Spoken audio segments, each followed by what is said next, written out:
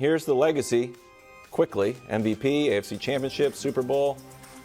Made Super Bowl. Who did this? What? Made Super Bowl, Josh. What, they cancel it that year? Made Super Bowl. Couldn't have put lost. Come on. Made Super Bowl. This is a horrible graphic. We should restart the show. Come on. Facing the Eagles. I think Nick made it. I didn't make it. He put Josh up to it. How about that?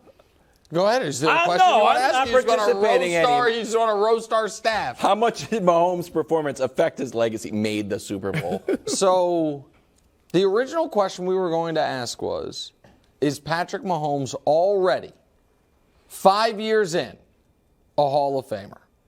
And we couldn't do it because we all said, obviously, yes. Right.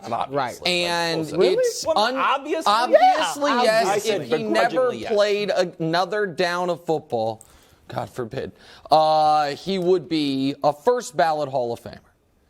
And so then it got us to thinking, so what is he right now? And I believe he is in the argument against any quarterback in NFL history other than Tom Brady. It's a good take.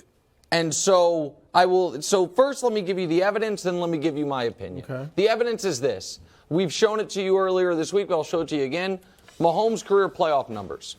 He's first in all of the individual stats, right? So not rings, obviously, not total everything, Right. but individual per game stats, he's first in everything. What about in the regular season? What do those numbers look like? Oh, yeah, he's first in everything again, including one team stat, which is the winning percentage. I know you guys are quarterback wins. I like them. Which made me get to thinking, if we were to rank the all-time quarterbacks right now, no projection, just today, where does Mahomes land? So can I interest you guys in a quarterback pyramid? You know I love it. Oh, wow. We're going to go 21 people deep. In the A block. As we want to do. Deep? So this bottom tier of guys, again, these are the top 21. These are no doubt Hall of Famers, but not what I would consider really legends. These are no doubt Hall of Fame guys, but not quite the legendary players. I'll give Warren Troy Moon legend maybe could status. argue he's legendary for kind of more complicated reasons, but they're no doubt Hall of Famers. Then we have guys that, listen, Peter King tells me they were amazing, and plus Terry Bradshaw. So we'll show it. I know Bradshaw was great. We can show you the next rung of guys. was a winner. Everyone else, it's Otto Graham, it's Sammy Baugh, Right. it's Bart Starr, Johnny You love Unitas. Sammy Unitas, Ball. You got to include them. Every Sunday I was watching Okay, Ball. and so He could spin it. and now we get to the top 10. These guys are legends here. Rodgers, they all have, Super Bowl MVP, league MVP, championship. I think Steve Young's one of the most underrated players in league history. Okay. So now we're to the top 6, and you notice I haven't yet unveiled Mahomes, but I will right now. Right alongside Elway and Dan Marino. And while I think he has an argument ahead of Montana and Manning, I don't want to make it right now. I think Montana and Manning, at least for another 10 days, get to be ahead of him. So reveal the next two, which are obviously Manning and Montana. And we all know who's at the top. Tom Brady. So I think Patrick Mahomes right now is already one of the 5 greatest quarterbacks, or we could call it 6 greatest quarterbacks, but I would say 5. One of the 5 greatest quarterbacks to ever live. I think it is Brady, Manning, Montana, Elway, Mahomes. And then I can't really do the Johnny Unitas, Bart Starr stuff because I have no context for it. So that's where I land, bro. Interesting. Look, I'm not going to give you too much pushback. The official top 10 list, and this is There's an official NFL. list? Remember the NFL released yeah. their top 100. Yep. So they have essentially 10 players at each position.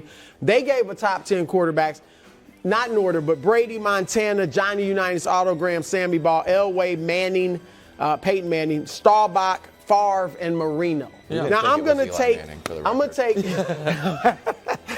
He's got 2 rings. I know, but You like wins. He's got 2 of them. Point. All right, Unitas, Graham, Ball, I'm going to take them out. So that leaves 7 that I saw. Yep. He's definitely ahead of Rodgers, Yep. Favre. Yep. I put him ahead of Elway. And I get it that the number, Elway won 2 Super Bowls, went to 5. Yep. And I get that and here's where you'll get pushback. Like, I wouldn't put him ahead of, obviously, Brady or Montana at this point. If he doesn't win the Super Bowl, Manning is going to be ahead of him. Peyton Manning. Sure. Sorry about that. Wow. Okay, But the reason, even though his numbers individually are so much better, the pushback you get, the numbers today are way better. But they don't hit the quarterback like they used to. They don't hit the receivers like they used to. I totally agree with. To me, the best way to equalize the number inflation is to look at it not in context of these guys' raw numbers versus those guys, but where they ranked in the league. Okay. So, like, Montana was unbelievable, but he did not have the best numbers every year. You know what? Because Dan Marino's right there. Elway rarely had the best numbers. So even if we can do it that way. Does that make sense? Where do you rank amongst your contemporaries in passing yards and touchdowns? Because even Brady in his 40s, his numbers are like better than they used to be. Sure, right. So you got to take that in consideration. But the bottom line is Staubach, I put him ahead of. Yep. Marino. Yep. So you got Montana, Brady, and Manning. So you've got him top 4 all time already. Here's the thing. And, taking out the old guys. Yeah. Because Otto Graham, really, they were, Johnny Unitas. Earl Campbell had 4, maybe 5 great years. He's a top 10 running back of all time, according to the official list. Gale Sayers only played 6 years, but he was so great in those years that he's a top 10 running back. Jim Brown is considered maybe the best player ever. He had 8. Right. Now, that's more than Mahomes, but he had 8. And they're running backs, 10, 12, usually max, something like that. And obviously in baseball, Sandy Koufax played 12 years, but had 6 phenomenal ones, won 3 Cy Young Awards in that last 6 years. And in the official. So my point is, even if your prime, let's say it's a short career, which Mahomes would have if he didn't play anymore, he's done so much, especially if he wins the Super Bowl. And Wildes, if he wins the Super Bowl, NBA list, it's an argument. The official NBA list of the 50 best players of the last 50 years had Luka in the top 20 after 5 seasons. The official. So 4 seasons, the official. Was that official? According it was to official. Wright. Oh, I thought it was unauthorized. No. I mean, it was official. It's like the 31st top list. I'll give you that. It's in the top 35 of lists. Do you have any problem with it, Wildes? No, here's the take. You know what? I was going through my old take file. I was trying to find a hot take for this segment. And I pulled one out, and it was too hot, and I didn't believe in it, but I want to believe in it so bad. I wanted to say if he had a losing record in the Super Bowl, it would affect his status, but I don't really believe it. Of course I think it's the opposite. Manning's just 2-2. That's the thing. Manning's 2-2. Jim Kelly's 0-4. Everyone still says Jim Kelly's a great quarterback. He's on my pyramid. Elway's 2-3. Payne's 2-2. Kurt Warner was 1-2. So if he goes 1-2, I honestly don't think it hurts his resume. Of course, because again, and people are able to understand this logic in every scenario except for when we talk about LeBron James. Say it's true. The problem with what if you had a losing record in the Super Bowl is it makes you married to this take. What if they lose in 10 days? What would have been better for Mahomes is if he had lost to the Bengals. I know. And in no scenario should your legacy be enhanced by losing a game rather than winning it. It makes no sense. It's never made sense. Now, if you want to say you only get 10% of the credit for making a Super Bowl as you do for winning it, fine. That's like an argument you can have about how big the jump should be by winning the game. But the idea that and that's why, and I didn't make that opening graphic, but I do think we should treat losses in the championship round as appearances because it is an accomplishment every round of the playoffs you advance, and you should never be dinged for playing great and getting your team, in the LeBron analogy, in 2018, what he did against the Celtics, 45 points, playing all 48 minutes to win a Game 7 on the road, and then it's like, you know what would have been better if he had 20 points, they lose, and then he doesn't lose another finals. It doesn't make sense. But here's the quickly the difference between basketball and football. In basketball, that one guy makes such more. You could, as a quarterback, have a phenomenal game and lose the Super Bowl. No doubt about it. We saw Brady do it against Foles. So I think that's the difference. Okay. On the other side of the ball of the AFC Championship, Zac Taylor had nothing but good things to say about Joe Burrow. Take a listen. Do you expect Burrow to be back in the AFC Championship next year? Well, look, like Joe Burrow, I care about where I'm from, Ohio. So I know who they nation is like. Places. Brew, are you with us or not? Yes. Right? But I can't commit to saying Joe Burrow's definitely going to be in the AFC Championship game. I'm not ready to write off Josh Allen and the Bills. I'm not ready to write off Lamar Jackson and the Ravens if he goes back there.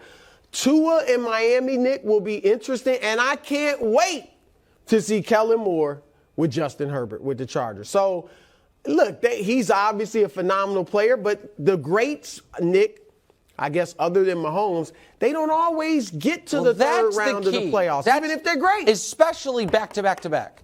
So as far as making 3 straight Final Fours, 3 straight conference championship games, Elway never did it. He went to 5 Super Bowls, never did it. Peyton Manning never did it.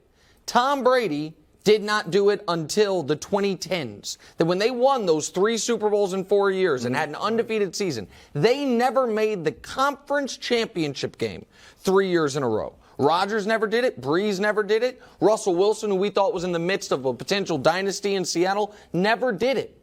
It is wildly difficult to get to this game 3 straight years.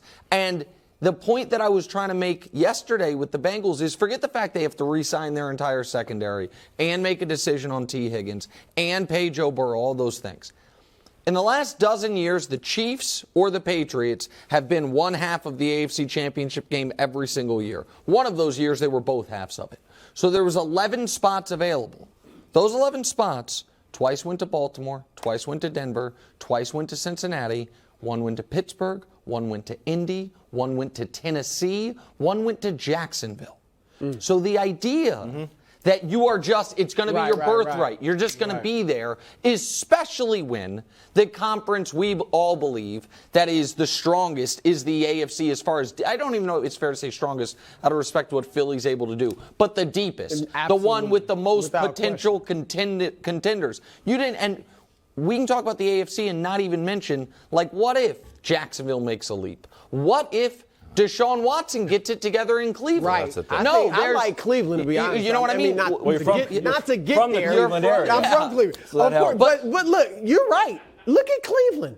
No. I mean, you got Myles Garrett, you got Nick Chubb, You see if Deshaun can get it together. Yeah, absolutely. Lamar played 12 games, had 17 touchdowns. Deshaun played 6 games, had 7 touchdowns. What about old Kenny P? You're from the Pittsburgh area. Yeah. 13 games, 7 touchdowns. And I know Burrow is supposed to be the king of that division, but I don't know. Those guys are going to be it's a brutal all division. better. That's a tough division. It's a brutal division, which is why these opportunities, man.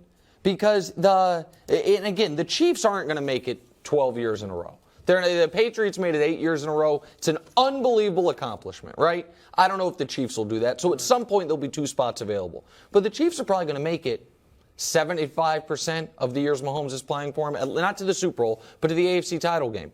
50%, call it that. Right now, it's at 100%. Right. There's not a lot of spots available. 100% is pretty good. And it is, which is why these opportunities, especially when your quarterback's cheap. Buffalo had it and didn't win. Cincinnati had it, hasn't won yet, and that window's dwindling. The Chargers haven't even come close. That window's dwindling. The Chiefs got to 2 Super Bowls before Mahomes' contract kicked in. They're now in a 3rd with the contract having kicked in. It's tough, man. Okay. Is Tom Brady headed to the Bay? Strong maybe. We discuss next. First things first. Niners trying to make a Super Bowl before Trey Lance's contract kicks in without ever playing Trey Lance. Thanks for watching. Subscribe here to get more from the show and to check out clips from other shows on FS1.